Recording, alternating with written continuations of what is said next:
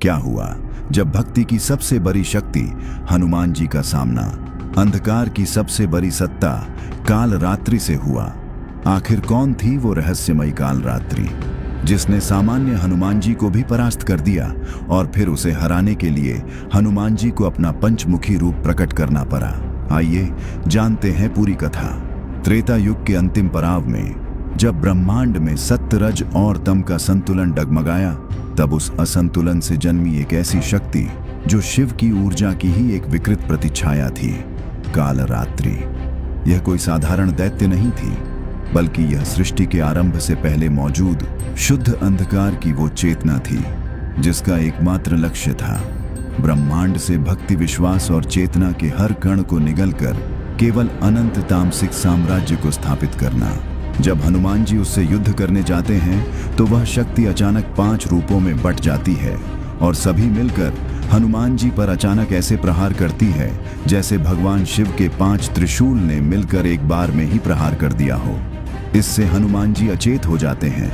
पर इतनी भयानक काल रात्रि से हनुमान जी के टकराव की स्थिति क्यों बनी? पहले हम काल रात्रि के आतंक के शुरुआत की कथा को जानते हैं। रक्त बीज के तामसिक शक्ति से प्रभावित माता काली को जब भगवान शिव शांत करते हैं तो माता काली के शरीर से रक्त बीज वाली तामसिक ऊर्जा उसी वन में रह जाती है और धीरे धीरे उस तमस की शक्ति इतनी प्रबल हो जाती है कि वो पूरा वन अब तमस वन के नाम से विख्यात हो जाता है। पर समस्या तब उत्पन्न हुई जब उस तामसिक ऊर्जा ने काल रात्रि का रूप धारण कर लिया और पूरे संसार में तामसिक शक्ति को फैलाने लगी। साधुओं के आश्रम में अब तुलसी के वृक्ष तक सूखने लगे और मानव अकारण ही एक दूसरे के शत्रु बन बैठे। इस विनाश को रोकने के लिए देवराज इंद्र अपनी सेना के साथ उससे युद्ध करने पहुंचे, पर उनके क्रोध का ठिकाना न रहा जब उनका शक्तिशाली वज्र उस अंधकार से टकराते ही ऊर्जा विहीन होकर गिर पड़ा। अग्निदेव की ज्वालाएं उसे जलाना तो दूर, उसके समीप पहुंचते ही बुझ जाती थीं। इंद्रदेव समेत समस्त देवता उसके समक्ष लाचार नजर आ रहे थे। जब सारे अस्त्र शस्त्र विफल हो गए, तब अंधकार से हारे हुए देवता पूरे ब्रह्मांड की नजरों से छिप छिपाते हुए पृथ्वी में स्थित कैलाश पहुंच गए और महादेव के समक्ष त्राहिमाम की गुहार लगाने लगे। तब महादेव ने कहा, आप सभी राम भक्त हनुमान की शरण में जाइए, वहीं आपको इस समस्या से निकाल सकते हैं। सभी देवताओं की पुकार पर अग्निपुंज के साथ आकाश फटा और प्रकट हुए श्री हनुमान जी। सारी व्यथा जानकर हनुमान जी ने गर्जना की, यदि यह अंधकार प्रभु राम द्वारा स्थापित धर्म को चुनौती दे रहा है तो राम का यह दास उसे जड़ से उखाड़ फेंकेगा। यह कहकर वे उस तमोवन की ओर बढ़ चले जो अब कालरात्रि का गर्भ बन चुका था। वहां पहुंचते ही उन्होंने उद्घोष किया, जय श्री राम। इस उद्घोष से ही वन की कई काली बेलाएं सूख गईं और इसी उद्घोष से क्रोधित होकर काले बादलों से घिरी वह भयावह आकृति प्रकट हुई।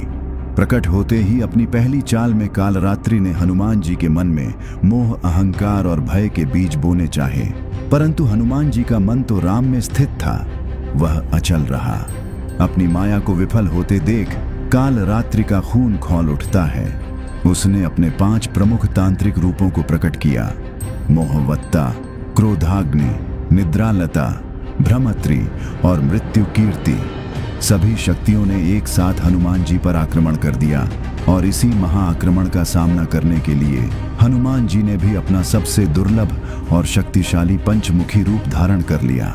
और फिर कालरात्रि के मोह अस्त्र का सामना हनुमान जी के वानर मुख की भक्ति ने किया। उसके क्रोध अस्त्र को हनुमान जी के नरसिंह मुख की गर्जना ने शांत कर दिया। ब्रह्म अस्त्र को गरुड़ मुख के विवेक ने चीर डाला और पाताल अस्त्र से निकली प्रेत सेना को वराह मुख ने एक ही फूंक में भस्म कर दिया। जब कालरात्रि ने अपना अंतिम शब्द अस्त्र चलाया जो मंत्रों की शक्ति को सोख रहा था, तब हनुमान जी के हयग्रीव मुख से निकला राम नाम का ब्रह्मनाद और कालरात्रि की अंतिम रूप भी उसी क्षण भस्म हो गई। अपने 5 रूपों को पराजित देख कालरात्रि ने अपना अंतिम और सबसे विशाल रूप लिया, तमस्विनी, जिसमें वह सृष्टि की संपूर्ण नकारात्मक चेतना को समेटे हुए थी। उसके मात्र ठहाके लगाने से ही पूरा ब्रह्मांड कांपने लगा था।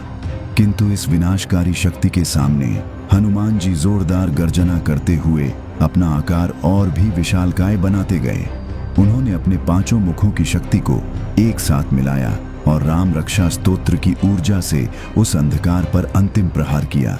राम नाम की अग्नि से उसके तामसिक अंश जलने लगे। उसकी गर्जना कराह में बदल गई और अंततः वह एक तेज पुंज बनकर ब्रह्मांड में विलीन हो गई।